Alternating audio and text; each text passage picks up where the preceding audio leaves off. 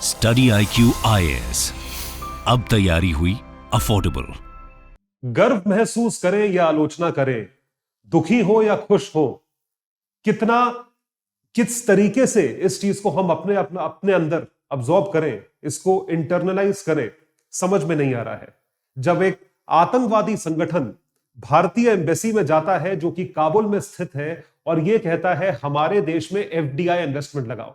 जी हां, हम बात कर रहे हैं तालिबान की।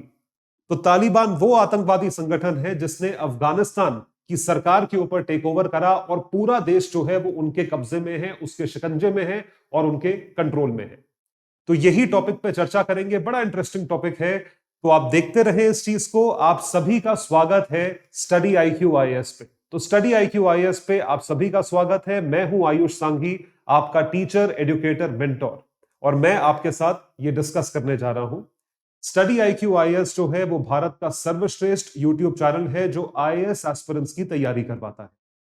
जितने भी PDFs मैं यूज कर रहा हूं जिसके माध्यम से यहां पढ़ाया जा रहा है वो हमारे टेलीग्राम हैंडल पे अवेलेबल है जिसका नाम है आयुष सांघीज IAS अकेडमी। यहां से आप डाउनलोड कर सकते हैं। इसके सिवा आप अन्य सोशल मीडिया हैंडल्स पर भी मुझसे जुड़ सकते हैं, चाहे वो इंस्टाग्राम हो या ट्विटर हो। दोनों पे ही हम अवेलेबल हैं और दोनों पे हम काफी एक्टिव। तो आप हमसे जुड़े और आप जाने कि क्या हुआ, ऐसा कैसे समय का चक्र घूमा कि आज तालिबान जो वो आतंकवादी संगठन है उन तमाम संगठनों में से जो कि इंफ्रास्ट्रक्चर को डिस्ट्रॉय करता आया है, जिसने अलग अलग चीजों के नाम पे, भगवान जाने किसके नाम पे, इंफ्रास्ट्रक्चर को डेवलप करा है, कभी बॉम्ब फोड़ के, कभी ड्रोन से फोड़ के, कभी डायनामाइट लगा के, आज वो भारतीय एम्बेसी के पास आकर कहता है कि हमारे देश में इन्वेस्टमेंट लगाइए। क्यों क्यों लगाइए? क्योंकि उस इन्वेस्टमेंट से क्या होता है? उस इन्वेस्टमेंट से नौकरियां क्रिएट होती हैं, जॉब अपॉर्चुनिटीज होती हैं। उस इन्वेस्टमेंट से जब जॉब अपॉर्चुनिटीज होती हैं तो उसकी वजह से आर्थिक वृद्धि, इकोनॉमिक ग्रोथ होती है, लोग डेवलप करते हैं। और उसके साथ साथ आप वहां के लोगों को पढ़ाने का जो है प्रण लीजिए, ताकि अफगानी स्टूडेंट्स जो हैं वो PhD डिग्री होल्डर्स बन सके और उसी के साथ साथ हायर एजुकेशन, मास्टर्स वगैरह कर सके। Scholarship for PG students, PhD degrees to augment engineering capacity in the country. क्या होगा? नौकरियां क्रिएट होंगी भारतीय फंडेड प्रोजेक्ट से, और इंजीनियरिंग प्रोजेक्ट्स जो है वो जो है उसमें हेल्प होगी इनके पढ़े लिखे लोगों से। ऐसा तालिबान का कहना है। सोच के देखिए, इनको भी पढ़ाई की जरूरत है, इनको भी डेवलपमेंट की जरूरत है। तो समय का चक्र हमेशा याद रखे, घूमता रहता है। What goes around comes around. तो हमेशा बहुत सोच समझ के अपने शब्दों का चयन करें, अपनी हरकतों का, अपनी एक्शंस का चयन करें। पता नहीं हम पे कब वो वापस लौट कर आए, और इस चीज को हमेशा ध्यान रखें। तो अब ऐसा क्यों हुआ कि अफगानिस्तान सरकार ने भारत को यह चीज बोली? मतलब और तमाम देश हैं, आप ग्रेट ब्रिटेन को बोल सकते थे, जर्मनी को बोल सकते थे, फ्रांस को, रूस को, ये सब तो बड़े सगे बनते हैं। तो इनको क्यों नहीं बोला? क्यों भारत को बोला? क्योंकि भारत ने 10-15 साल के पीरियड में, जो 10-15 साल का टेन्योर रहा है, अशरफ गनी के पहले वाला जो टेन्योर रहा है, उसमें भारत ने अफगानिस्तान में डेवलपमेंटल प्रोजेक्ट्स लॉन्च करे जिसकी कीमत कुल मिला के $3 बिलियन से ऊपर थी, जो आज की टर्म्स में लगाई जाए तकरीबन 25,000 करोड़ रुपए तक का इन्वेस्टमेंट भारत सरकार अफगानिस्तान में लगा चुकी है, अलग अलग प्रोजेक्ट्स में। अभी आपको पूरी लिस्ट दिखाएंगे। अब वहां पे यदि इन्वेस्टमेंट होता है तो उसकी वजह से वो डेवलप करता है, वहां पे नौकरियां क्रिएट होती है, वहां के लोग पैसा कमाते हैं। और सिर्फ यही नहीं, इसके साथ साथ वहां के स्टूडेंट्स को, जैसे यहां पे बताया गया, हमने कई तरह की अपॉर्चुनिटीज दी। वहां के हेल्थ इंफ्रास्ट्रक्चर को जो है वो डेवलप करने की कोशिश करी। जयपुर फुट, जो प्रोस्थेटिक, जो एक आर्टिफिशियल फुट होता है, वो प्रोवाइड करा। मेडिकल फैसिलिटीज वहां के पेशेंट्स को अवेलेबल करवाई सब्सिडाइज बेसिस पे, ताकि वो भारत आके इलाज करवा सके। तो क्या है वो सारे प्रोजेक्ट्स जो कि भारत सरकार ने अफगानिस्तान में करे हैं पिछले 15 से 20 सालों में, सन 2000 से लेकर आज तक? आइए आपको दिखाते हैं, एक ब्रीफ इस पर डिस्कस करेंगे। तो आप देख सकते हैं ये वो सारे प्रोजेक्ट्स का नाम है जिसमें भारत सरकार का इन्वेस्टमेंट रहा है। ऑल दीज प्रोजेक्ट्स, क्या क्या प्रोजेक्ट्स है, एक एक करके डिस्कस करते हैं। तो पहला जो प्रोजेक्ट है वो है सलमा डैम, जिसकी टोटल कैपेसिटी 42 मेगावाट की है। मोदी जी द्वारा और वहां अशरफ गनी द्वारा जो है इस प्रोजेक्ट को लॉन्च किया गया था। बिजली क्रिएट होगी तो ही तो फैक्ट्री चलेगी आगे। तो Salma dam was created, Salma dam को क्रिएट करा गया। तो ये एक पहला डेवलपमेंटल प्रोजेक्ट था इस पर्टिकुलर डिस्ट्रिक्ट में जो कि इतनी बिजली प्रोड्यूस करता है। नाम भी दिया है अफगान इंडिया फ्रेंडशिप डैम। इसके बाद देखिए और देखिए, उसके बाद है जरंज दिलाराम हाईवे। यह हाईवे ऐसा है जो कि भारत को, अफगानिस्तान को, ईरान को, तीनों को ग्रो करने की अपॉर्चुनिटी देगा। तो भारत जो व्यापार करता है, ट्रेड करता है अफगानिस्तान के साथ, वो सारा का सारा ट्रेड पाकिस्तान के थ्रू नहीं हो सकता। इस वजह से उसको ईरान के द्वारा चाबहार पोर्ट तक लाया जाता है और चाबहार पोर्ट से जेएनपीटी, बॉम्बे पोर्ट या कांडला पोर्ट गुजरात तक पहुंचाया जाता है। अब पहुंचाने के लिए सड़क तो चाहिए, तो वो सड़क जो है वो भारत द्वारा बनाई गई है। अफगानिस्तान के दो शहरों को जोड़ा गया है। तो ये आप देख सकते हैं, ये जरंज है और इसके ऊपर देलाराम, जरंज देलाराम रोड। तो ये जो सड़क है ये भारत द्वारा बनाई गई है ताकि हम अफगानिस्तान के साथ ट्रेड कर सके। ये रूट है। तो northern part of Afghanistan, eastern part of Afghanistan, आप इनके साथ ट्रेड कर सकते हो। प्लस भारत जो है वो ग्रो कर सकता है ट्रेड रूट्स, जो ट्रेड रूट्स है सेंट्रल एशिया की तरफ, तुर्कमेनिस्तान, उज्बेकिस्तान, कजाकिस्तान, किर्गिस्तान, इन सारे देशों तक हम ट्रेड कर सकते हैं, व्यापार कर सकते हैं। तो इन्वेस्टमेंट कितना मैसिव लगा है। ये चाबहार पोर्ट, ये जो ईरानियन पोर्ट है, शाहिद बेहेश्ती पोर्ट भी इसका नाम है, इसमें एक विंग भारत ने क्रिएट करा है। यहां से लेके ईरानियन बॉर्डर तक इंफ्रास्ट्रक्चर, रेलवे लाइन और रोड रूट, बॉर्डर क्रॉस करके जरंज एक शहर है, यहां पे है, जरंज से लेके देलाराम तक सड़क जो है वो भारत ने बनाई है ताकि ट्रेड रूट्स के थ्रू हम ग्रो कर सके। This is what the government of India has made. ये चीज भारत ने करी है। तो अफगान पार्लियामेंट जो है ये बनाया, इसका इनॉग्रेशन मोदी जी द्वारा स्वयं किया गया था। तो अफगान पार्लियामेंट, जिसमें वाजपेयी जी के पीछे उसके एक पर्टिकुलर विंग का नाम रखा गया है ताकि वहां पे पार्लियामेंट्री बिल्डिंग तो हो। अब पता नहीं क्या होगा, अब तालिबान वहां बैठ के क्या डिस्कस करते होंगे, लेकिन एक पार्लियामेंट्री बिल्डिंग तो हो जिसमें बैठ के आप गवर्नेंस कर सको। तो पार्लियामेंट जो है वो बनाया गया है। उसके सिवा आप देख सकते हैं कल्चरल साइट्स को रिस्टोर किया गया है जो कि टूरिज्म को बढ़ाएंगे। स्टोर पैलेस, जो कि आगा खान बिल्डिंग की तरह एक पैलेस है, उसको रेस्टोर किया गया है। इसका भी री इनॉग्रेशन जो है वो अशरफ गनी और मोदी जी ने करा था सन 2016 में, जब मोदी जी की विजिट हुई थी। तो 2009 India, Afghanistan and Aga Khan development network signed the tripartite agreement for its restoration, और ये रिस्टोर किया गया पूरी तरीके से। तो कल्चर की तरफ भी जो है वो भी फोकस है। और देखें, इंदिरा गांधी चिल्ड्रंस हॉस्पिटल, किसी भी देश में हेल्थ केयर फैसिलिटी सबसे ऊपर आती है, ध्यान रखिएगा। जब तक हेल्थ केयर फैसिलिटी बढ़िया ना हो तब तक आपके देश के लोग कहां जाएंगे, व्हाट वुड दे डू। तो हेल्थ केयर फैसिलिटीज को डेवलप करने के लिए, जैसा मैंने आपको बताया, उसका जो टाई अप है इंडियन हॉस्पिटल्स के साथ वो बहुत ही जबरदस्त है। तो health centre was build by India in 1985 and later it was destroyed due to war. फिर उसको रिस्टोर किया गया, उसमें और विंग्स बनाए गए। सेरेब्रल पैल्सी, सीपी के नाम की एक बीमारी है, उसका एक अलग सेंटर एस्टैब्लिश किया गया है। Artificial limb centre, Jaipur foot के नाम से जो पॉपुलर है, वो चीज हम वहां पे प्रोवाइड करते हैं। और वहां के पेशेंट्स को भारत में आने के लिए मेडिकल टूरिज्म के नाम पे जो वीजा मिलता है, उस वीजा को आसानी से उपलब्ध कराते हैं। तो हॉस्पिटल्स के नाम पे हमने ये चीज करी है। शहतूत डैम, एक और डैम। भाई देखो, बिजली होगी तब ना डेवलपमेंट होगा। तुम्हें कुछ बनाना है, मैन्युफैक्चर करना है, कोई भी चीज इंडस्ट्रियल डेवलपमेंट करना है, तो बिजली चाहिए उसके। नालंदा डैम, शहतूत डैम, तो 4 Asian district of Kabul province. तो इसका एमओयू जो है, इसको कंस्ट्रक्ट करने का साइन हो गया था सन 2021 में, तालिबान टेक ओवर करने के 3 से 4 महीने पहले। तो ये पूरा जो है अफगानिस्तान का मैप है। आप देख सकते हैं कि हमने कहां कहां क्या क्या डेवलपमेंट करा है, चाहे जरंज दिलाराम रोड हो, चाहे सनमा डैम हो, चाहे शहतूत डैम हो। बीच में यहां कहीं काबुल है, तो काबुल में हमने जो है पार्लियामेंट बिल्डिंग बनाई है, उसके साथ साथ स्टोर पैलेस को रिस्टोर करा है। तो ये सारी चीजें अक्रॉस डोमेन्स जो है, ये चीजें प्रोवाइड करी गई हैं भारत द्वारा। मतलब चाहे वो कल्चर हो, चाहे वो हेल्थ हो, चाहे वो गवर्नेंस हो, चाहे वो डेवलपमेंट हो, चाहे वो डैम, बिजली का प्रोविजन हो, हर टाइप के सेगमेंट में भारत ने इन्वेस्टमेंट लगाया है। इन्वेस्टमेंट की आज की वैल्यू 25,000 करोड़ रुपए से ऊपर है। इस वजह से तालिबान जो है वो भारत के पास आया और कहता है कि भाई इन्वेस्टमेंट करो, हमें एफडीआई चाहिए। सोचिए, आज तक हम कह रहे थे, बड़े बड़े इकोनॉमिस्ट कह रहे थे, डॉक्टर रघुराम राजन कह रहे थे, अमर्त्य सेन साहब कह रहे थे, यूएस के इतने बड़े इकोनॉमिस्ट कह रहे थे। आज एक आतंकवादी संगठन को इकोनॉमिक डेवलपमेंट का मतलब समझ में आने लगा है। समय का चक्र, याद रखिएगा। वो चीज डिस्ट्रॉय मत करो, वो तुम्हारे ही काम आएगी। अस्पताल तुम्हारे लोगों के काम आएगा, तुम्हारी बच्चों के काम आएगा। तो ये सारी चीजें आप समझ पा रहे हैं। इट इज मैंने शुरू शुरू में बोला कि गर्व महसूस करें या आलोचना करें, खुश हो या दुखी हो, क्या हो पता नहीं। So India Afghanistan commercial brief. तो आज के पहले एक कमर्शियल ब्रीफ, जैसा मैंने आपको बताया है, डिस्कस करते हैं दोनों देशों के बीच में कि ये किस तरीके से आगे बढ़े, how did they move forward in the past. इसको देखा जाएगा व्यापार के रूप में, it would be seen in the form of trade. Bharat Afghanistan के बीच में जो बायलैटरल ट्रेड है वो $1.5 बिलियन क्रॉस कर चुका था पैंडेमिक के पहले। So it crossed $1.5 billion in the financial year 2019-20।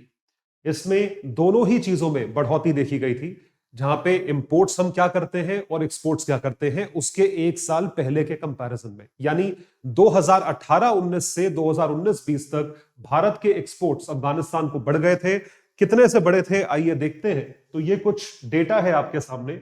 2015-16 से 2019-20 तक का कंपैरिजन, भारत का एक्सपोर्ट अफगानिस्तान तक हुआ $526 मिलियन, $506 मिलियन, 700, 715 और तकरीबन $1 बिलियन। और जो ग्रोथ देखी गई है 2018-19 से 19-20 तक, वो तकरीबन 40% बढ़ोतरी देखी गई है भारतीय एक्सपोर्ट में। Export value increased by 39%। और उसी के साथ साथ अगर इंपोर्ट्स देखे जाए, इंपोर्ट्स ग्रू ओवर 21%, जो कि 18-19 से 19-20 तक में तकरीबन 21% की ग्रोथ हुई है। जब देखिए व्यापार होता है, ट्रेड होता है, तो जाहिर सी बात है आपकी कंट्री रिकॉग्नाइज होती है और आपके प्रोडक्ट्स दूसरे देशों में पॉपुलर होते हैं। इस वजह से आप और तरीके से इकोनॉमिकली डेवलप कर सकते हो, आपका ट्रेड बढ़ता है, आपकी अपॉर्चुनिटीज की विंडो खुलती है। और ये सारी ही चीजें जरूरी है किसी भी देश के लिए, तभी हम जाके इतने सारे अग्रीमेंट जो है वो साइन करते हैं, चाहे बायलैटरल अग्रीमेंट्स एफटीए के रूप में हो, चाहे बायलैटरल ट्रेड अग्रीमेंट्स किसी और देश के साथ हो, चाहे आप किसी को एमएफएन स्टेटस दे रहे हो, सब ट्रेड को प्रमोट करने के लिए किया जाता है। It is done.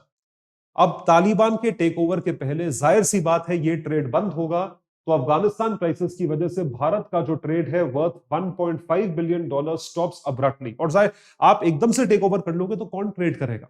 लोग तो जान बचा के भाग रहे थे। शायद आपको याद हो कि प्लेन के टायर पे लोग चढ़ गए थे जो बाद में अपनी जान खो बैठे। इस तरीके से लोग वहां से भागे जब अमेरिकन फोर्सेस ने विड्रॉ करा। This is what they have done.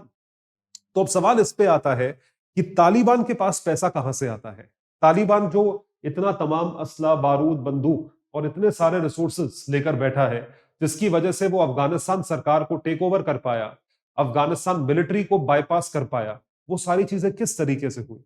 Taliban को का भी कोई सोर्स ऑफ रेवेन्यू होगा।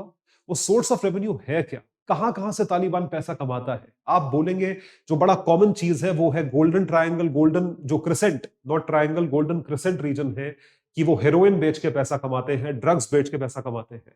बिल्कुल सही बोल रहे हैं आप। ओपियम जिसे कहा जाता है अंग्रेजी में, उसी के साथ साथ हिंदी में उसे ड्रग्स या हेरोइन या किसी और नाम से आप बोल सकते हो, सफेद पाउडर।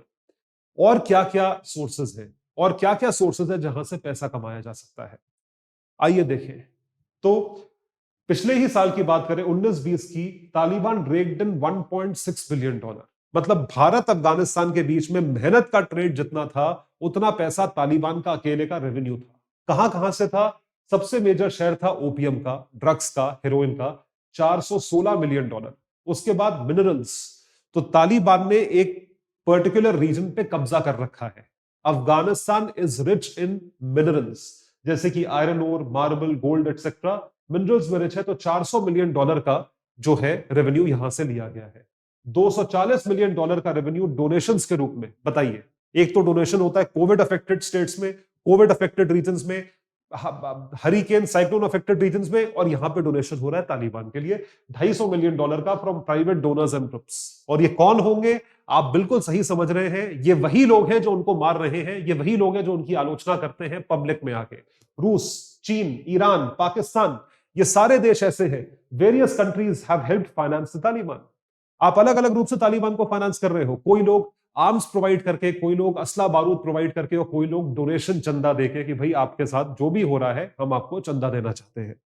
तो आप देख सकते हैं अमेरिका को काउंटर करने के लिए तालिबान को फंडिंग कहां से आती होगी? चीन और रूस से सबसे ज्यादा फंड्स जो है वहां से आते होंगे।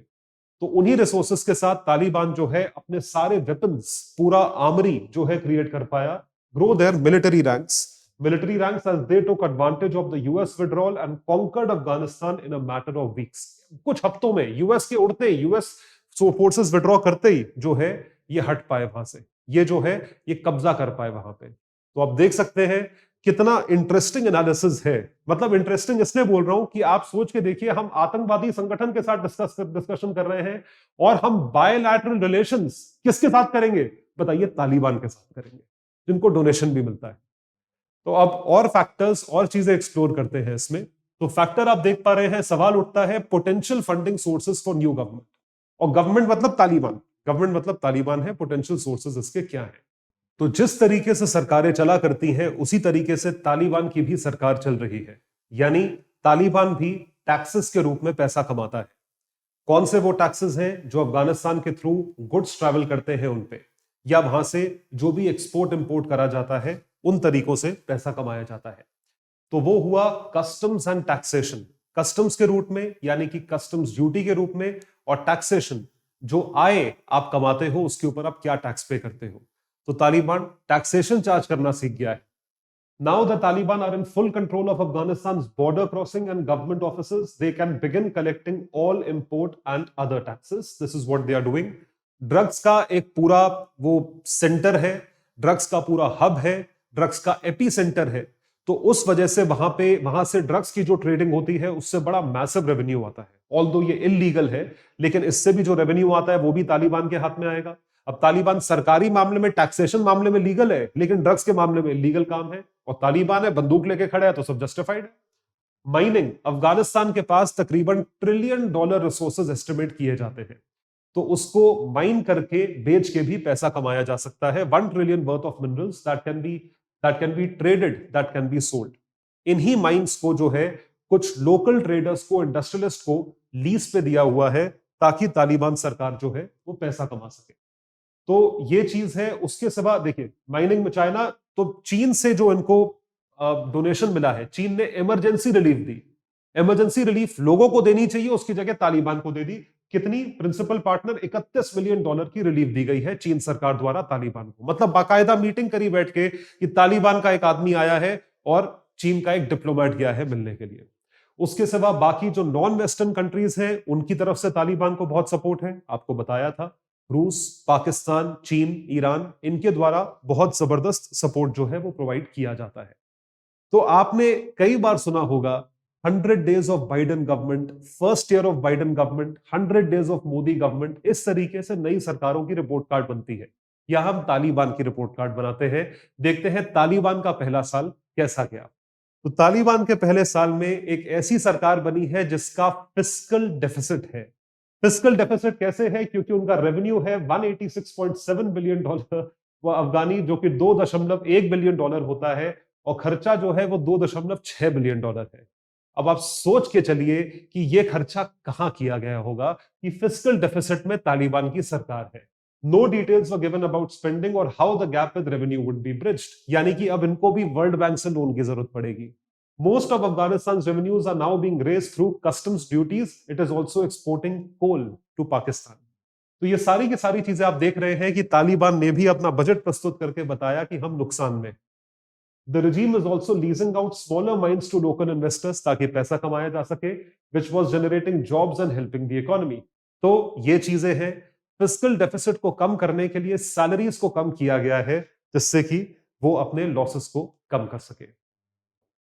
Has India recognized Taliban? अब सवाल ये आता है कि भारत तालिबान के लिए कुछ भी क्यों करे। अब ये डिप्लोमेसी है। देखिए, जब आप एक सोसाइटी में रहते हो, जब आप एक नेबरहुड में रहते हो, समाज में रहते हो, बिरादरी में रहते हो, तब आपको बहुत चिंता होती है कि बिरादरी क्या सोचेगी, या अगर हम ये चीज नहीं करते तो कोई और कर लेगा, किसी और का नाम हो जाएगा, और इससे कोई परे नहीं है। Man is a social animal, ये हमेशा ध्यान रखिएगा। तो भारत को तालिबान रिकॉग्नाइज करना या ना करना, मतलब एक तरफ मैं तो ये सोचता हूं कि बात भी क्यों कर रहे हैं भाई, आतंकवादी संगठन है। एक तरफ हर कंट्री ये बोलती है कि वी डोंट नेगोशिएट और टॉक टू टेररिस्ट, और ये आपने हॉलीवुड की फिल्मों में लाइन काफी हद तक सुनी होगी कि हम जो है आतंकवादियों से बात नहीं करते जी। और आज की डेट में उसी के जो काउंटर पार्ट्स हैं, चाहे वो रूस हो, चाहे वो चीन हो, यहां तक कि हिंदुस्तान आज की डेट में आतंकवादियों से बात कर रहा है। तो क्या हमने अब तालिबान सरकार को, अफगानिस्तान को रिकॉग्नाइज कर लिया? आइए जानते हैं। भारत ने तालिबान सरकार को रिकॉग्नाइज नहीं करा है अभी तक।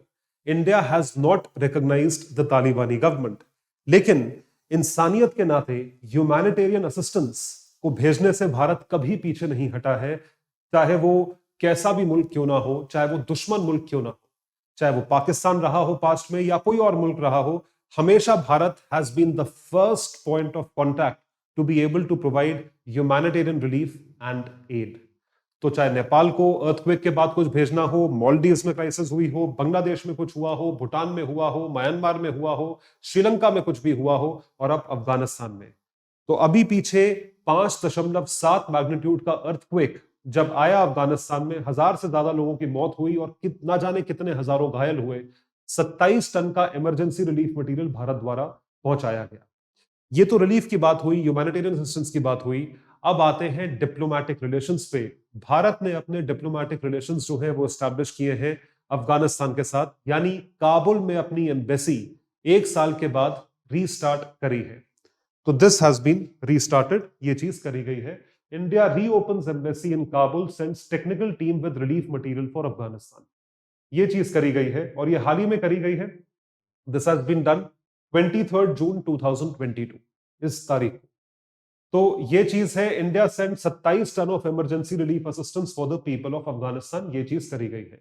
तो पहला जो कंसाइनमेंट है वो स्वयं कैबिनेट मिनिस्टर द्वारा ट्वीट करके बताया गया कि वो जा चुका है अफगानिस्तान, ताकि वहां के लोगों को असिस्टेंस मिल सके।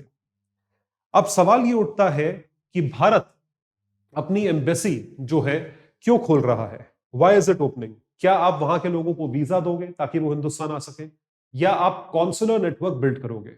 एम्बेसी खोलने का मतलब ही है बायलैटरल रिलेशंस। एम्बेसी खोलने का मतलब है डिप्लोमैटिक रिलेशंस। एम्बेसी खोलेंगे तो यहाँ के लोग भी गए होंगे, वहां पे जाके बैठेंगे, कुछ तो काम करेंगे, और फिर आप वहां के लोगों को यहां बुलाओगे जो अफगानी एम्बेसी में नई दिल्ली में बैठेंगे। तो ये क्या हो रहा है? What is happening? बड़ी इंटरेस्टिंग जो स्ट्रैटेजी है वो अडॉप्ट करी गई है। वो स्ट्रैटेजी क्या है? आपको ये शब्द बताते हैं, इन शब्दों को याद रखें। इंगेज, आइसोलेट और oppose. I repeat, engage, isolate और अपोज। इंगेज यानी कि संबंधों को बिल्ड करना, संबंध बनाना किसी से, इंगेज करना।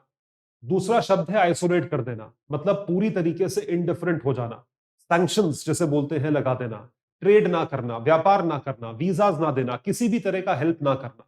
और तीसरा है अपोज करना, कि बिल्कुल इंटरनेशनल स्केल पे हर तरीके से अपोज करना, जो कि अमेरिका ने करा है अफगानिस्तान के साथ। It has opposed Afghanistan big time.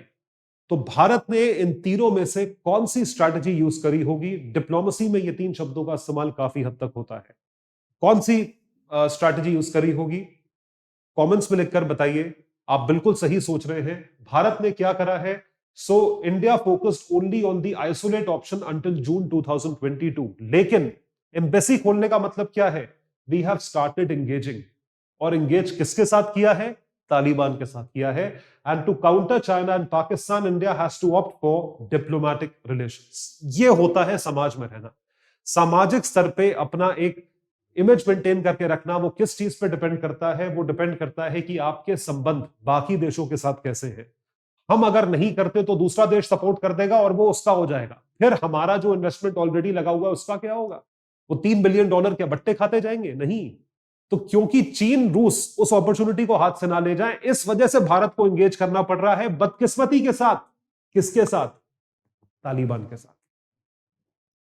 So, eventually Russia played a central role when Moscow invited India to sit around the table along with other regional stakeholders to discuss the way forward in Afghanistan.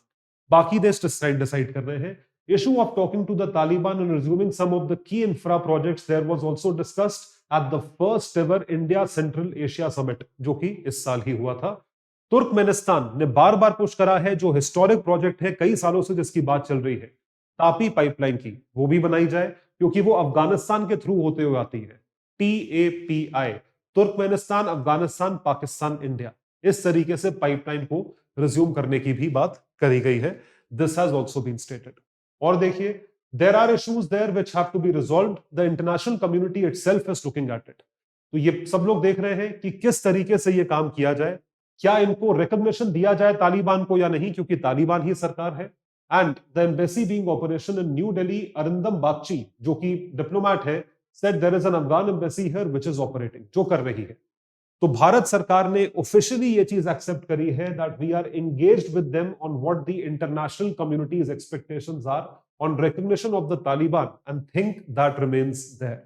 ये चीज वही रहती है हमेशा के लिए। तो आप देख सकते हैं कि किस तरीके से भारत ने बड़ी इंटरेस्ट के साथ जो है यहां पे एंगेज करने के लिए कोशिश करी है। तो अगले सवाल पे आते हैं, वो क्या कहता है, क्या तालिबान पर भरोसा किया जा सकता है? Can people trust Taliban? क्या तालिबान आज तक किसी का सगा हुआ है? लोग कहते हैं बेईमानी में भी ईमानदारी होती है। क्या तालिबान जैसे आतंकवादी संगठन को ट्रस्ट किया जा सकता है? क्या उसके अंदर का एंटी इंडिया सेंटिमेंट हटाया जा सकता है? क्या यह चीज नजरअंदाज की जा सकती है कि उन्होंने आज तक कितने लोगों की जान ली और जाने कितने लोगों की जान आज भी जा रही होगी जिसके बारे में हमें पता नहीं? ये एक बड़ा ऐसा सवाल है जो कि दुविधा में डालता है। तो इसके कारण कि करें या ना करें, ये भारत के दिमाग में है। और जो अफगानी गवर्नमेंट के एक्स सेक्रेटरी हैं, उन्होंने मना कर दिया कि यह काम मत करो। क्यों? जानते हैं इसे। लश्कर ए तैयबा और जैश ए मोहम्मद ये एंटी इंडिया आतंकवादी संगठन है जो कि पाकिस्तान में बेस्ड है, और ये पाकिस्तानी आतंकवादी संगठन है। इनको अपना बेस एस्टैब्लिश करने की जगह अफगानिस्तान में मिली। तालिबान ने ऑफिशियली ये चीज उनको दी है।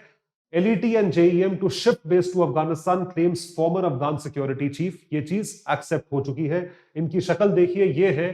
Despite it's engagement with the Taliban regime in Afghanistan, India must not let its guard down. Emotions में बह मत जाओ, said former Afghanistan intelligence chief Rahmatullah Nabil, warning that Pakistani terror groups targeting India like Jaish-e-Mohammed and LET have shifted base to Afghanistan already. ये already Afghanistan पहुंच चुके हैं। Even if they had good meeting and were greeted warmly by Sirajuddin Haqqani or other Taliban ministers, they should know that the anti-India sentiment is in Taliban's blood. ऐसा अफगानी chief security का कह रहा है। तो आप सोच के देखिए कि हम किस तरफ जा रहे हैं, या हम क्या करने जा रहे हैं, या अगर करना मजबूरी है तो उसके साथ साथ हमें और किन चीजों का ध्यान रखना चाहिए। ये सारी की सारी चीजों को ध्यान रखते हुए ही हम आगे बढ़े, क्योंकि हमारा जो इतिहास तालिबान के साथ रहा है वो कैसा रहा है, उसके बेसिस पे फ्यूचर डिसाइड होगा। देखिए, भरोसा एक ऐसी चीज है जो कि आपको कमाना पड़ता है। पैसे खर्च करके आप टेंजिबल चीजें बना सकते हो, एक इनटेंजिबल ट्रस्ट वो आपको बनाना पड़ता है, जो कि हमेशा तालिबान ने भारत के साथ तोड़ा है। बैठ के चाय पीना या ग्रीट करना या मिलना, ये इस बात का प्रूफ नहीं है कि आप सब कुछ अच्छा ही करोगे या सब कुछ वैसा ही करोगे जैसा देशों के बीच में होना चाहिए। तो आइए आपको दिखाएं कि तालिबान ने क्या किया है। 2010 फरवरी में Kabul attack conducted by Taliban. Some Indian physicians working at Indira Gandhi children's hospital were killed. इनको मार डाला गया। 2019 4 Indian nationals were kidnapped by Haqqani network. जाहिर सी बात है, फिरौती मांगी होगी। Taliban attack on India build Salma dam. 2021 में यह अटैक फेल हो गया था। 2008 Indian civilians and diplomatic buildings have been target of numerous deadly terrorist attacks. Infamous Kandahar plane hijacking, जो प्लेन था वो काबुल में ही, वो अफगानिस्तान में ही पार्ट था, मतलब अफगानिस्तान सरकार ने जगह दी उस चीज के लिए। Taliban attack on Salma dam failed. वो फेल हो गया, वो बात अलग है, लेकिन आपने अटैक तो करा, और बहुत पुरानी चीज नहीं है, 2021 में ही अटैक हुआ है। तो इस वजह से हमें तालिबान पर या हमें अफगानिस्तान पर अब तालिबान के रिजीम के अंदर भरोसा करने में दिक्कत होगी, या भरोसा नहीं करना चाहिए। आंख मूंद के आगे नहीं बढ़ना चाहिए। Blind trust would make us blind, ये ध्यान रखिएगा। तो अफगानिस्तान क्या भारत के लिए अभी भी वाकई में जरूरी है? आपको इतनी चीजें बताई, तो 2-3 चीजें इंपॉर्टेंट हैं, जिसमें से एक है तापी पाइपलाइन, दूसरा है सेंट्रल एशिया तक पहुंचना, तीसरा था पाकिस्तान पे नजर रखना, अब पता नहीं वो कितना हो पाएगा, और चौथा है ऑब्वियसली जो इंडियन डायस्पोरा वहां पे प्रेजेंट था। तो ये सारी की सारी चीजों की वजह से अफगानिस्तान हमारे लिए रेलेवेंट है।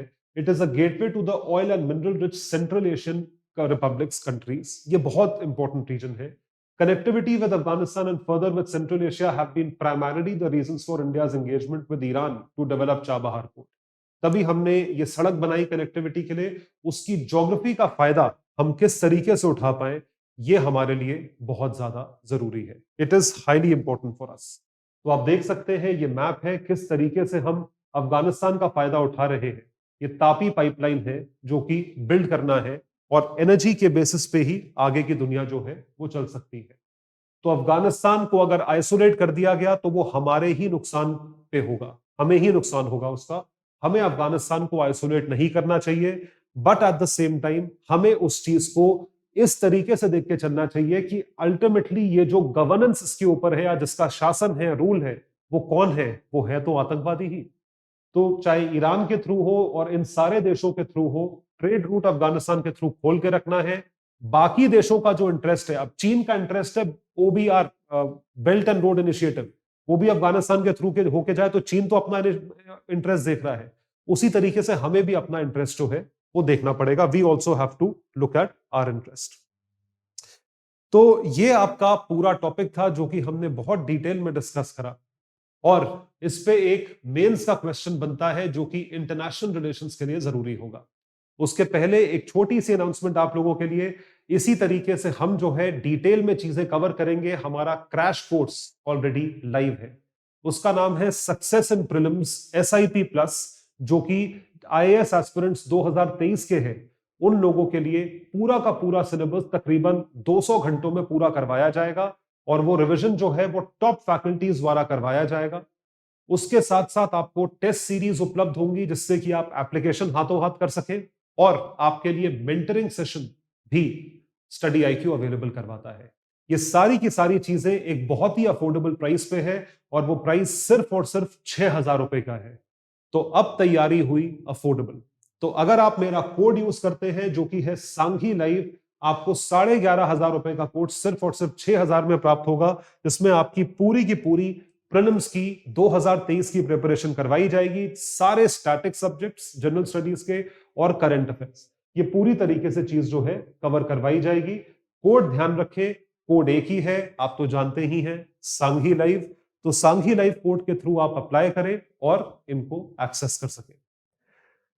तो मेंस का सवाल देखिए क्या बनता है यहां पे। India should follow a diplomacy combined with pragmatism. ये डिप्लोमेटिक रिलेशंस हैं और प्रैक्टिकल भी होना चाहिए। Some hard nosed moves, not to just get back in the game but also guide its course to the extent possible. इस पे चर्चा करें, इस पे डिस्कस करें, ये इस पे सवाल बनता है। तो ऐसे ही कई सारे टॉपिक्स हम डिस्कस करेंगे आगे चल के। हमारे वीडियोस को लाइक करते रहें, शेयर करते रहें, चैनल को सब्सक्राइब करते रहें और हमसे जुड़ते रहें। आपका एक लाइक, एक शेयर, एक कमेंट हमारा प्रोत्साहन, मोटिवेशन बढ़ा देता है। शुक्रिया। स्टडी IQ IAS, अब तैयारी हुई अफोर्डेबल।